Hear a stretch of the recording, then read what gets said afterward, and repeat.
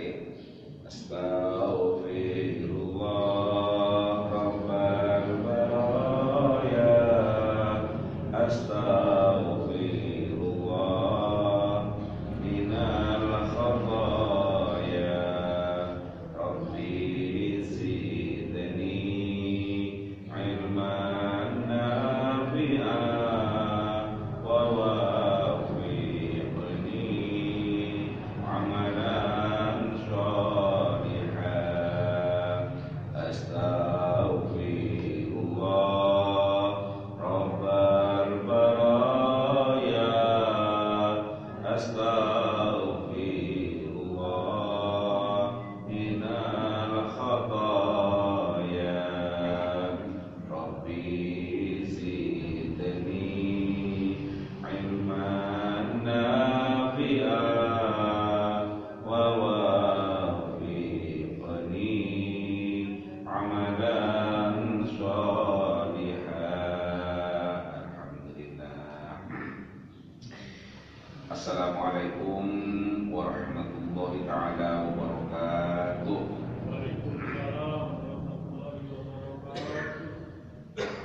Alhamdulillahil malikil alam, hamdan yuwafi ni'amahu wa anwa'an ni'am. Wassalatu wassalamu ala habibis salam, dalilil khairi fi durriz zalam, wa ala alihi wa sahbihi kiram, amma ba'du.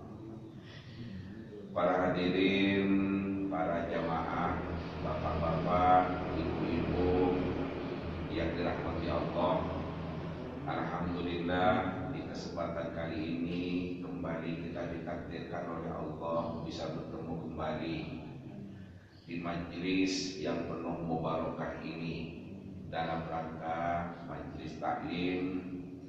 Kita mengkaji hadis. Mudah-mudahan oleh Allah pertemuan kita ini dijadikan oleh Allah sebagai amal soleh yang bisa memberatkan timbangan amal baik kita kelak dalam akhirat. Ilmu yang kita kaji mudah-mudahan dijadikan oleh Allah sebagai ilmu yang barokah, manfaat, yang bisa menjadi penuntun bagi kehidupan serta menjadi pencerahan menuju ke arah keselamatan hidup kita di dunia dan di akhirat. Amin Allahumma amin. Ibu bapak hadirin sekalian yang saya hormati, ngaji kita pagi ini masih tetap dalam bab birrul walidain, yakni berbakti kepada kedua orang tua. Setiap anak pasti punya orang tua. Walaupun bisa jadi orang tua belum tentu punya anak. Kita semua yang hadir di majelis ini pasti adalah anak dari orang tua kita. Kita diajari oleh Rasulullah bagaimana kita berbakti, berbuat baik kepada kedua orang tua. Perintah untuk berbuat baik atau berbakti kepada orang tua ini bukan hanya perintahnya kiai, bukan hanya perintahnya ulama, tetapi adalah perintah Allah dan Rasulnya.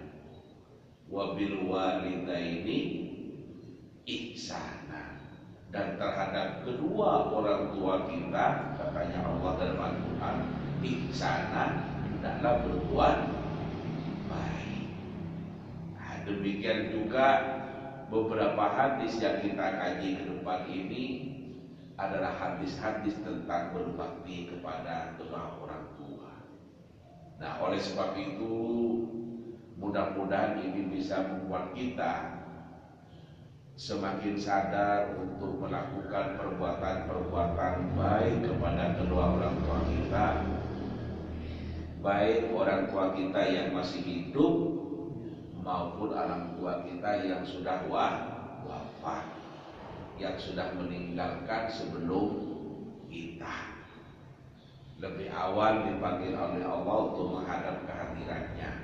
Kita juga perlu berbuat bakti, berbuat baik, berbakti kepada kedua orang tua.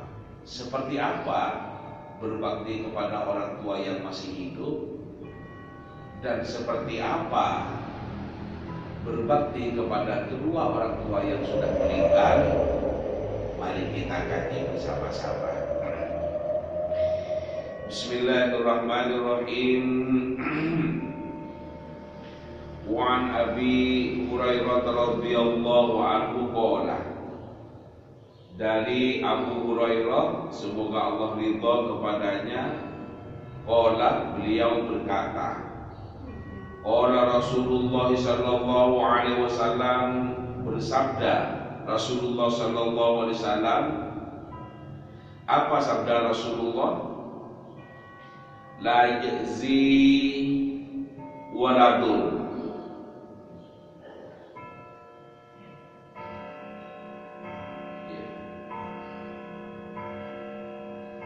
la yajzi waladun, tidak akan mendapatkan balasan seorang anak walidan, kepada kedua orang tuanya, illa ayyajida mamlukan fayastariyahu fayu'tiqahu, kecuali jika mendapati orang tuanya menjadi budak, kemudian ia membeli orang tuanya yang statusnya sebagai budak itu, fayu'tiqahu, kemudian ia dimerdekakannya. Ruwahu Muslim, hadis ini diriwayatkan oleh Imam Muslim.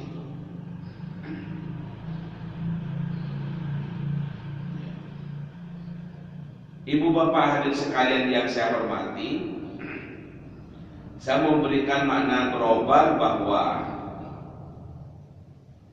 seorang anak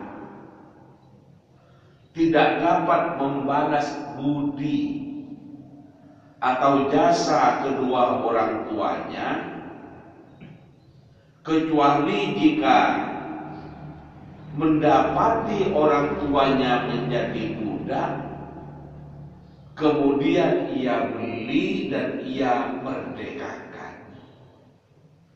Menebus orang tua dari status sebagai budak untuk menjadi merdeka sampai menjadi orang biasa seperti kita, yakni statusnya merdeka, bukan lagi sebagai budak. Nah, para hadirin para jamaah yang dirahmati Allah, sepintas hadis ini adalah sederhana, yakni kalau kita ingin berbakti kepada orang tua, ingin menembus jasa-jasa orang tua kepada kita, maka kita cukup menjadi orang kaya, uangnya banyak, kemudian jika orang tuanya menjadi budak, ditebus sehingga menjadi orang merdeka, dimerdekakan, maka sudah selesai. Sesungguhnya kandungan hadis ini tidaklah sesederhana itu. Kenapa? Karena ini cerita zaman dahulu, ya. Zaman dahulu, karena kalau sekarang sudah tidak nyambung, sekarang sudah nggak ada budak. Pada zaman dahulu, sebelum Islam itu datang, ada tradisi yang tidak baik di masyarakat Mekah itu, yakni ada budak itu. Budak itu diperlakukan terserah kepada majikannya, bisa dijual, bisa disuruh apa saja, bahkan mohon maaf bisa melayani nafsu juragannya. Betapa perempuan budak itu adalah sangat tidak berharga. sangat tidak berharga. Diperlakukan sesuai dengan kemauannya. Disuruh kerja, tidak boleh menolak. Kerja terus. Sampai mau dipakai oleh juragannya, boleh. Kemudian kalau mau dijual, boleh. Manusia diperjualbelikan. Nah, kalau seperti ini, apa bedanya dengan binatang? Apa bedanya dengan hewan? Kita punya kuda, kemudian ada pasir, diangkut oleh kuda kita, kemudian mendapatkan bayaran, diambil penghasilannya, kemudian setelah lama kita jual, kan seperti itu. Demikian juga sapi disuruh berujul, dapat bayaran dari orang yang memiliki sawah yang diberujul sawahnya itu. Kemudian setelah lama bisa disembelih, diambil dagingnya, bisa dijual kepada orang lain, diambil untungnya, dan lain sebagainya. Manusia kalau dijadikan seperti ini karena statusnya sebagai budak, maka apa bedanya dengan binatang? Islam datang diberantas ini semua, karena ini adalah tindakan yang tidak manusiawi. Manusia itu kan di hadapan Allah adalah sama. Yang laki, yang perempuan, yang anaknya kiai, yang anaknya petani. Yang membedakan itu adalah tergantung ketakwaannya. Ini ajaran Islam yang dibawa oleh Rasulullah, menempatkan manusia pada strata yang sama. Tidak ada kasta. Tidak ada keturunan darah biru, darah kuning. Semua di hadapan Allah manusia adalah sama. Ini adalah sebuah ajaran baru waktu itu yang mencengangkan masyarakat dunia. Betapa indahnya Islam, semua manusia itu dihargai. Yang berbeda adalah hanya karena ketakwaannya kepada Allah Subhanahu wa Ta'ala. Orang miskin, petani, tapi sujud kepada Allah, bertakwa kepada Allah, itu lebih mulia di hadapan Allah daripada pejabat teras tapi korup, tidak sujud kepada Allah, tidak beribadah kepada Allah. Itu. Jadi yang mulia di hadapan manusia belum tentu mulia di hadapan Allah. Kalau mulia di hadapan Allah, pasti mulia di hadapan manusia. Ini. Nah, jadi ada budak yang bisa diperjualkan dan bisa diperjualbelikan. Nah, dalam hadis ini, seorang anak itu tidak bisa menebus jasa orang tua sebagai bentuk baktinya, kecuali katanya Rasulullah, kalau orang tuanya itu adalah budak, kemudian ditebus, dimerdekakan, sehingga menjadi orang merdeka, bukan budak lagi, ditebus oleh anaknya. Nah, saya katakanlah tadi, seolah-olah sederhana, itu kan gampang. Yang penting punya uang, beli orang tuanya, merdekakan, selesai. Tidak seperti itu Bapak Ibu. Kenapa? Karena seorang budak itu anaknya pasti budak. Bagaimana dia bisa kaya kalau dia seorang budak? Jadi kebudayaannya itu, tradisinya itu, orang tuanya budak, maka anaknya pasti budak. Nah, anaknya budak itu nanti kalau punya anak pasti budak.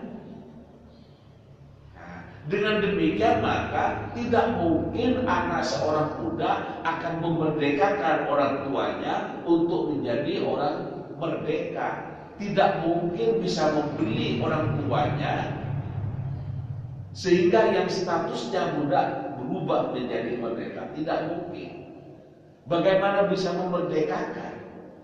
Oh, anaknya budak itu pasti jadi budak. Dan anaknya budak itu tidak mungkin kaya. Logikanya dari mana uangnya?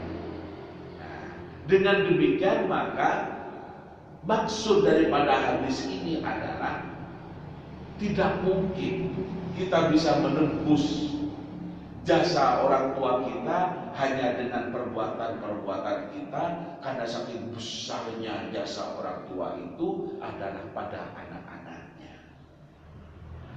Menggendong orang tua untuk tawaf di Ka'bah itu kan hebat, berbakti kepada orang tua. Tapi kalau saya baca dalam hadis, satu tarikan nafas dari orang tua, dari seorang ibu saat mau melahirkan kita, itu tidak cukup untuk menembus tarikan nafas dari orang tua itu, kalau Anda hanya tembus dengan menggendong orang tua untuk tawaf keliling Ka'bah. Betapa besar jasa orang tua. Taruhannya orang tua itu mati, Bapak Ibu. Kalau tidak diselamatkan oleh Allah, tarikan nafas untuk mengeluarkan kita dari rahimnya mati. Tapi kalau ditolong oleh Allah, insya Allah selamat. Nah, betapa banyak orang yang sampai mengalami kematian berjuang untuk melahirkan kita. Tarikan nafas itu satu kali tarikan nafas, padahal berapa kali orang tua itu narik nafas tidak langsung lahir kita. Sebelum dan setelahnya bersimbah darah, orang tua itu berjuang untuk melahirkan kita. Karena itu maka tidak akan tertebus maksudnya dengan perbuatan baik kita apapun terhadap jasa orang tua kita itu. Karena itulah maka kita diberitakan untuk terus berbakti dan berbakti tentu semampu kita. Doa-doanya orang tua itu adalah sangat makbul. Sampai dikatakan oleh Rasul bahwa doanya orang tua kepada anak-anaknya itu adalah seperti doanya Nabi pada umatnya. Sebelum orang lain mendoakan kita, saya ulangi, sebelum orang lain mendoakan kita, ibu kita sudah mendoakan kita. Di perutnya itu diusap-usap oleh ibu. Mudah-mudahan jadi anak yang ganteng kamu nak, kalau laki-laki. Ganteng wajahnya, ganteng hatinya, kan ganteng. Bukan hanya fisiknya, tapi juga ganteng hatinya itu maksudnya akhlaknya baik, perilakunya baik, sopan santunnya baik. Kalau perempuan mudah-mudahan dijadikan dengan anak yang cantik, cantik wajahnya, cantik akhlaknya, cantik budi pekertinya, didoakan oleh orang tua. Mudah-mudahan lancar kamu nak rizkinya, mudah-mudahan lancar kamu nak saat lahir ke dunia ini. Di saat belum lahir, belum ada orang lain yang mendoakan, orang tua sudah mendoakan kepada anaknya. Maka kalau kita tidak mendoakan kepada orang tua, betapa naifnya kita menjadi seorang anak. Karena orang tua dengan ikhlas, dengan tulus mendoakan anaknya, maka sudah sepatutnya kita senantiasa mendoakan keselamatan orang tua, kesehatan orang tua. Kalau sudah wafat, mudah-mudahan diambil oleh Allah dalam keadaan husnul khotimah dan ditempatkan oleh Allah dalam derajat yang mulia, serta dijadikan oleh Allah sebagai min ahlil jannah, artinya termasuk orang-orang yang masuk surga. Amin Allahumma amin. Ini maksudnya hadis ini. Jadi bukan sekedar memerdekakan orang tua dari budaknya itu, kemudian cukup dengan punya uang, mudah. Karena sesungguhnya seorang budak, anaknya pasti menjadi budak, dan anak yang menjadi budak tidak bisa memerdekakan orang tua. Karena itu maka hadis ini menggambarkan betapa besarnya jasa orang tua yang sesungguhnya tidak bisa ditebus dengan jasa atau perbuatan apapun, saking besarnya jasanya orang tua. Ibu bapak hadirin sekalian yang saya hormati. Nah, bagaimana kalau orang tua kita sudah wafat? Nah, kita tetap dianjurkan oleh Rasulullah untuk berbakti kepadanya. Yang pertama, ya kita mendoakan. Idza ma tabatu atam inqata'a amaluhu. Katanya Rasulullah, ada adam manusia maksudnya, kalau sudah meninggal itu putus amalnya, illa bisa nasib, kecuali dalam 3 hari. Nah, 3 hari pun nopo mau. Di antaranya adalah amal jariyah. Amal jariyah itu adalah amal yang kita berikan pada masa hidup, kemudian itu terus dipakai oleh manusia, maka pahala-pahalanya itu mengalir terus kepada kita. Mewakafkan tanah itu termasuk contoh amal jariyah. Masjid dibangun butuh tanah. Ada orang yang mewakafkan tanahnya kepada masjid, kepada mushola, kepada pondok pesantren, selama dipakai oleh manusia, walaupun yang mewakafkan sudah wafat, itu terus akan mengalir pahalanya. Di alam kubur pun akan mendapatkan kiriman pahala karena amal jariyahnya. Kemudian yang kedua adalah ilmu yang bermanfaat. Ilmu yang bermanfaat, memberikan pengetahuan yang benar kepada orang lain, itu adalah termasuk ilmu. Kemudian dimanfaatkan oleh orang. Setiap memanfaatkan ilmunya itu, maka kita akan mendapatkan pahala.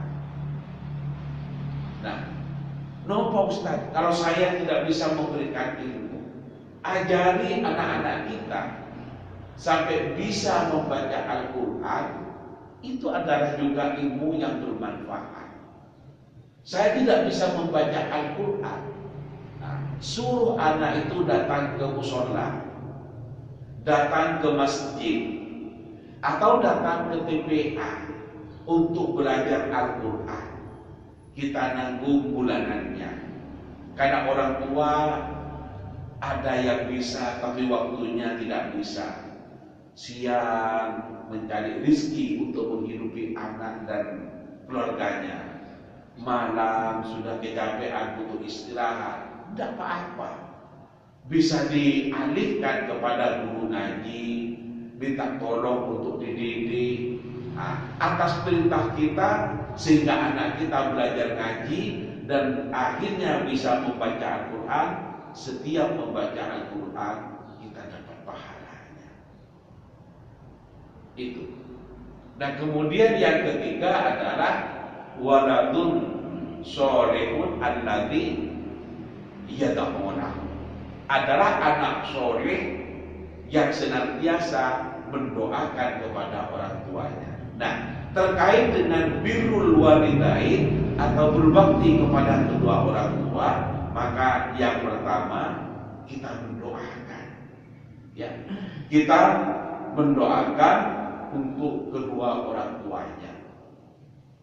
Anak-anak sekarang itu kan sudah mendapatkan pendidikan TK, bahkan sudah ada PAUD sekarang, pendidikan anak usia dini. Ada juga playgroup atau kelompok bermain. Kalau zaman saya nggak ada, itu TK itu tidak ada. Nah, sejak di TK itu sudah oleh bu gurunya diajari doa. Yang doanya itu ada mendoakan orang tua, Allahumma ufirli wali walidayya warhamhuma kama rabbayani shaghira. Allahumma, wahai Allah, wahai Tuhan kami, ighfirli, ampunilah kami, wali walidayya, dan kedua orang tua kami. Allahumma arhamni. Ya gimana itu? Allahumma arhamni, Allahumma fili wal walidayya. Ya, warhamni kama rabbayani, warhamhuma kama rabbayani shaghira. Allahumma fili, Allahumma fir, Allahumma firli wali walidayya warhamhuma kama rabbayani shaghira. Katakan Allahumma firli wali walidayya warhamhuma kama rabbayani shaghira. Allahumma wahai Allah, ighfirli, ampunilah kami, wali walidayya, dan kedua orang tua kami, warhamhuma, dan sayangilah kedua orang tua kami, kama rabbayani shaghira, sebagaimana beliau kedua orang tua kami menyayangi kami pada masa kecil, pada waktu kecil. Itu. Kalau kita misalnya bermakmum di Masjid Jami' Al-Istiqlal, imamnya membaca Shiratal ladzina an'amta 'alaihim ghairil maghdubi 'alaihim waladdallin.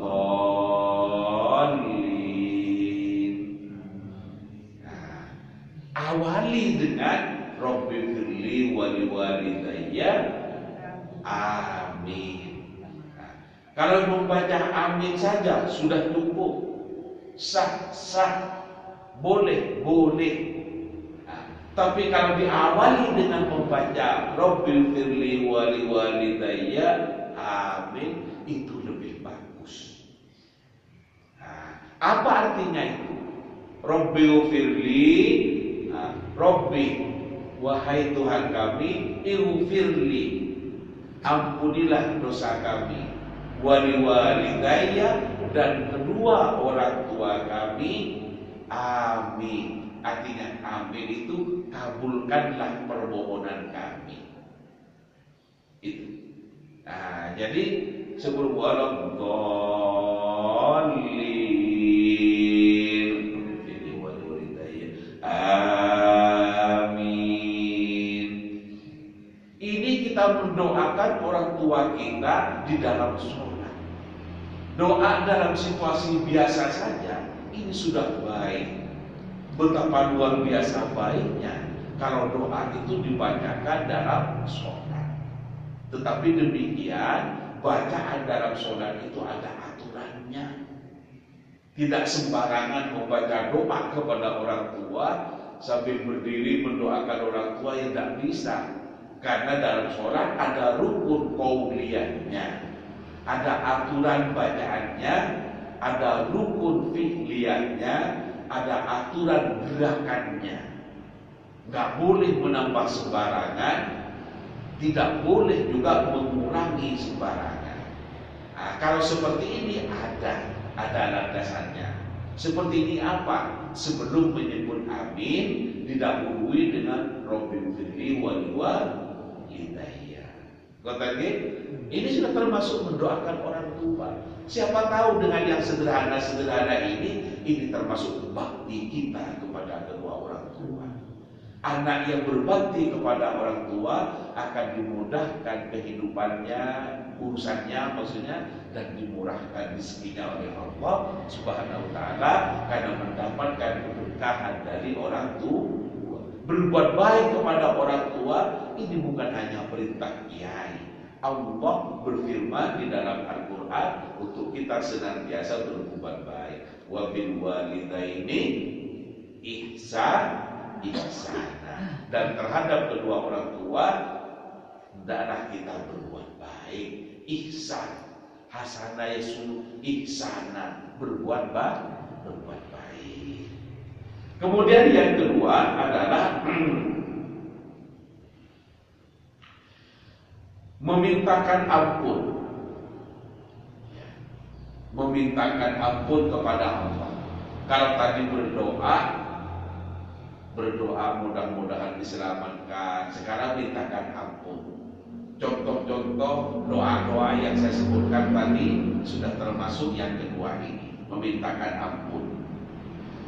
Yang ketiga adalah memenuhi janji. Memenuhi janji. Janji kita kepada orang tua maupun janji orang tua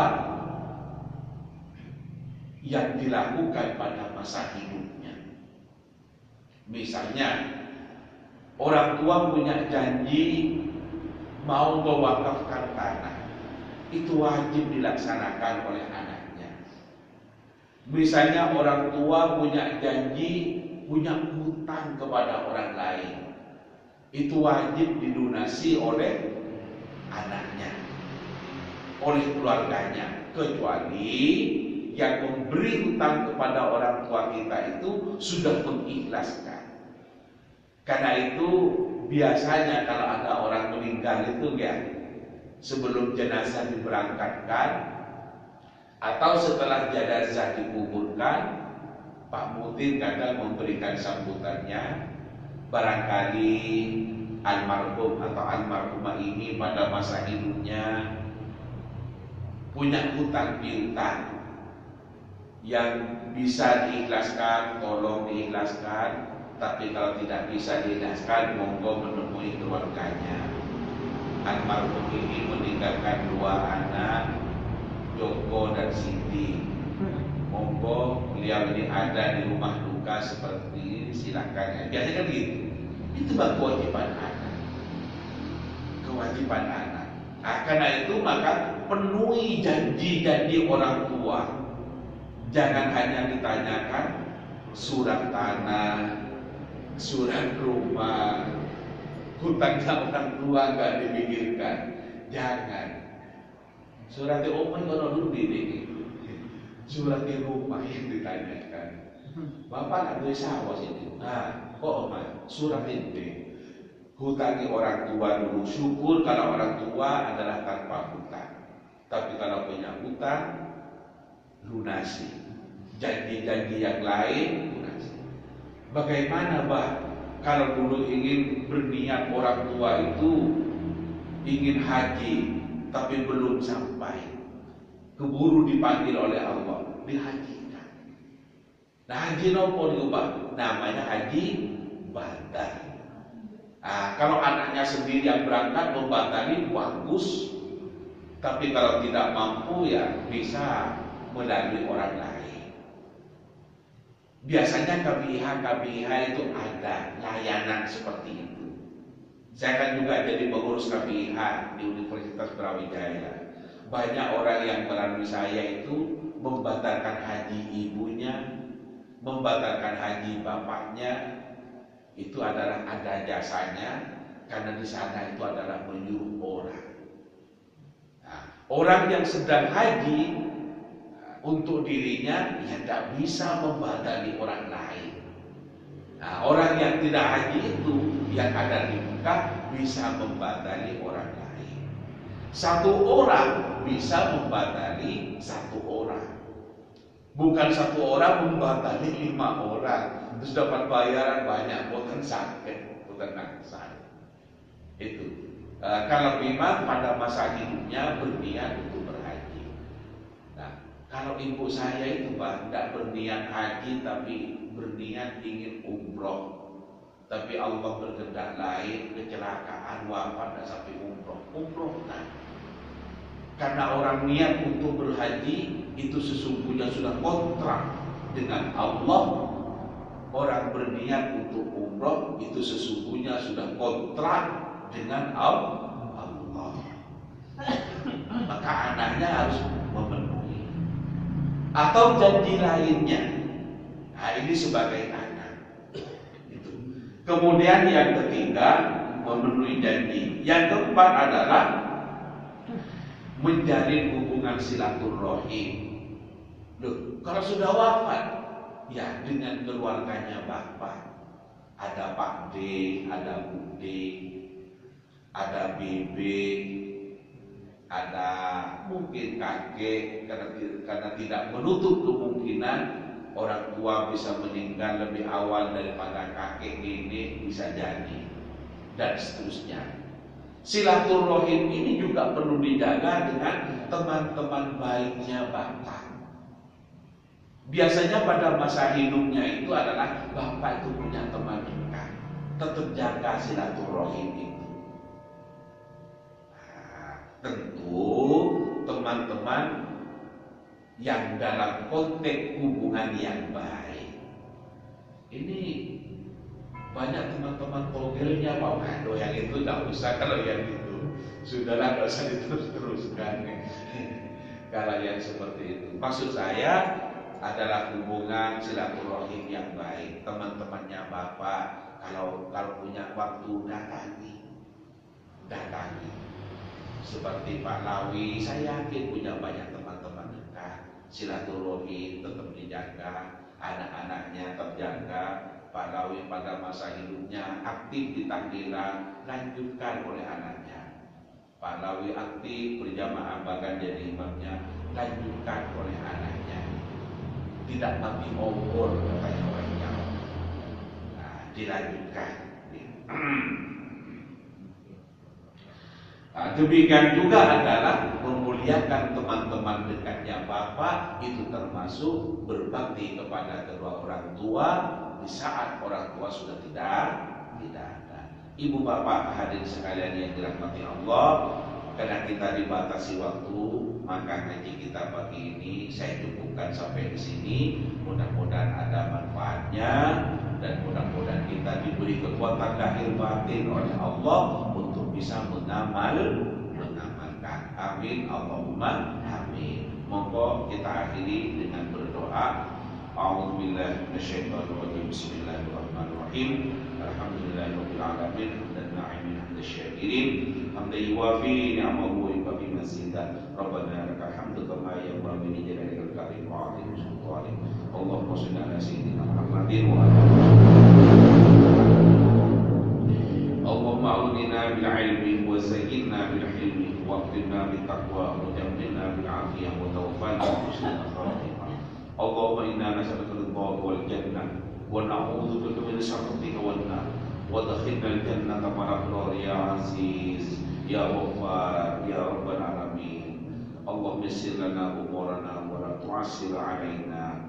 Allahumma ya Allah, Allahumma alif baina qulubina wasbih dzata bainina wahdina subul salam wa najjina min adh-dhulumati ila an-nur wa jannibna al-fawahisha ma dhahara minha ma batan. Rabbana atina fid dunya hasanah wa fil akhirati hasanah wa qina adzabannar. Subhana rabbika rabbil izzati amma yasifun wa salamun alal mursalin walhamdulillahi rabbil alamin. Amin. Assalamualaikum warahmatullahi wabarakatuh. Allahumma sholli ala